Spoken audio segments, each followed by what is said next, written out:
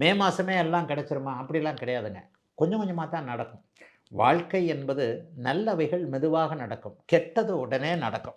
ஒரு ஆக்சிடென்ட் பாருங்கள், ஒரே செகண்டில் நடந்துடும். அந்த ஆக்சிடென்ட்டான அந்த இதுலேருந்து அந்த விபத்துலேருந்து அந்த வண்டியை ரெடி பண்ணுறதோ, அந்த விபத்தில் அடிபட்டவரை ரெடி பண்ணுறதோ மாதக்கணக்கில் ஆகும். ஆனால் விபத்து என்பது ஒரு செகண்டில் நடக்கிறது, கெட்டது. நல்லது மெதுவாக தாங்க நடக்கும். மீனராசிக்காரங்களில் உத்திரட்டாதி நட்சத்திரக்காரங்களுக்கு நல்லது அப்படியே படிப்படியாக நடக்க ஆரம்பிக்கின்ற முதல் மாதமாக இந்த மாதத்தை சொல்லலாம்.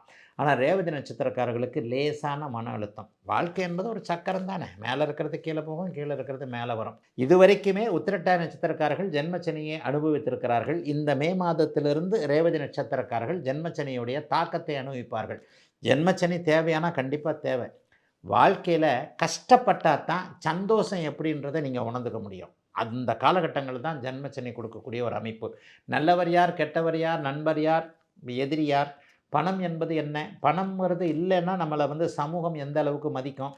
அப்பா அம்மா சொல்லிக் கொடுக்கக்கூடியதை அப்பா அம்மா சொல்லிக் கொடுப்பாங்க. ஆனால் வெளியில் ஊர் சொல்லிக் கொடுக்குறத ஊர் தான் சொல்லிக் கொடுக்கும்.